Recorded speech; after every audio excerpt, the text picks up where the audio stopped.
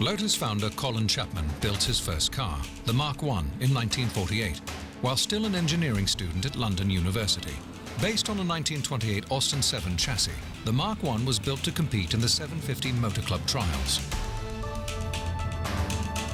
The Mark VI, a super-light club racer, was the first car produced in large enough quantities to qualify Lotus as a real car manufacturer.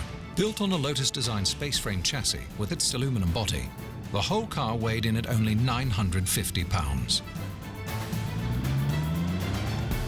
The Lotus road car legend is born with the Lotus 7. Conceived as a no-frills, low-cost, simple sports car that delivered staggering performance, the Lotus 7 was sold mainly as a kit car to enthusiasts. As a descendant of the Mark IX, the Lotus 11 was made on an all-new chassis made from thinner gauge steel tubing. It was an immediate hit and won its class at Le Mans.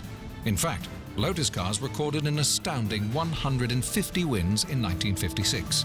The following year, the Lotus 11 Series 2 again won both its classes at Le Mans, in addition to the prestigious Index of Performance.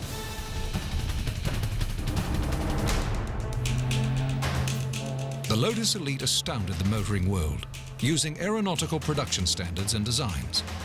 The Elite featured a glass fiber reinforced plastic monocoque chassis and a stunning aerodynamically shaped frame with four-wheel independent suspension, disc brakes, and an overhead cam engine.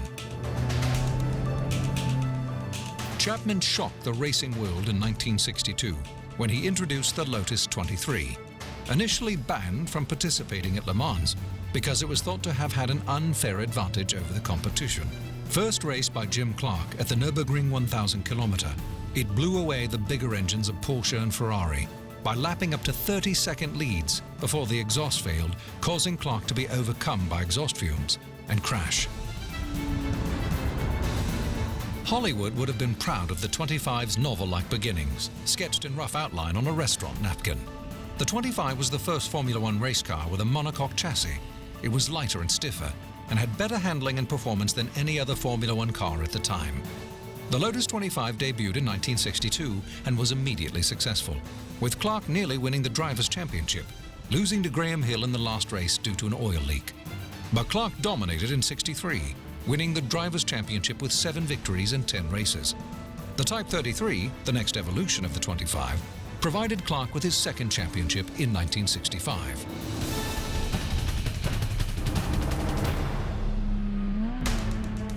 A replacement to the highly successful but difficult-to-build Elite, the Elan was less complex in design, but offered the high-end road handling of a sports car with its steel backbone chassis. The Elan was extremely successful, selling more than 12,000 cars over its 12-year lifespan. Lotus startled the Indy world with the Lotus 29, the first rear-engine race car to run at Indy. The impact was clear. In the following seasons, everyone would adopt rear-engine race cars. The Lotus 49 was the first race car to have a Cosworth DFV engine. The new power plant was purpose-built for Formula One, and the 49 was installed as a fully stressed member in chassis. That is, the engine is part of the chassis, not bolted into it. Jim Clark went on to win the British Grand Prix in 1967. Graham Hill won the Drivers' Championship in his Lotus 49 in 1968. Giving Lotus the championship in 3 years out of 6. The Europa was a mid-engine car that used the same type of backbone chassis and composite body as the Elan and was powered by a Renault engine. The Europa was meant to be an extremely lightweight car and a spiritual successor to the Lotus 7. The Renault engine offered a more economical alternative to the Lotus twin-cam engine in the Elan. Later versions eventually did use the twin-cam engine and returned a much better performance.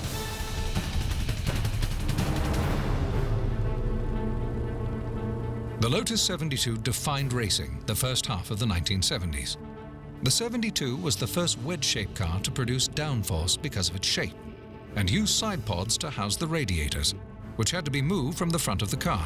The 72 enjoyed unparalleled success with 20 Grand Prix wins, 2 Drivers' Championships for Jochen Rindt and Emerson Fittipaldi, and 3 Constructors' Championship titles in its career.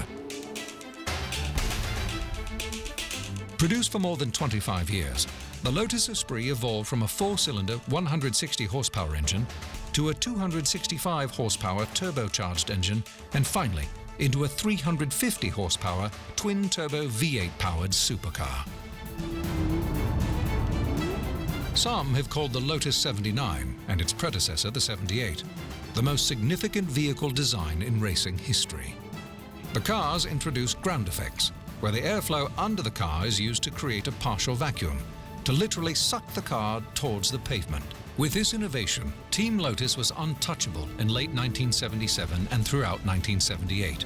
It delivered Mario Andretti his first Formula One Drivers' Championship in 1978 and the 7th Constructors' title for Lotus.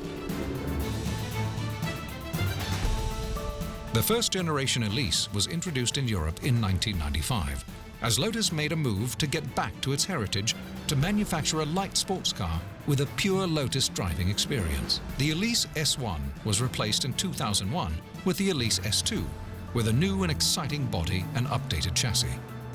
Introduced to the United States in July of 2004, the Elise, with its Toyota-powered engine and ultralight design, is an instant success. In the first full year, more Lotus Elises are sold in the United States than any other model in company history. Combining the essence of the Elise with advanced aerodynamic technology, Lotus develops the Exige, the ultimate driver's car for the road and track. Powered by the same engine that powers the Elise, the Exige produces enhanced grip using its front splitter, rear wing and underbody diffuser, which work together to mold the airflow around the car and create nearly 100 pounds of balanced downforce at high speeds.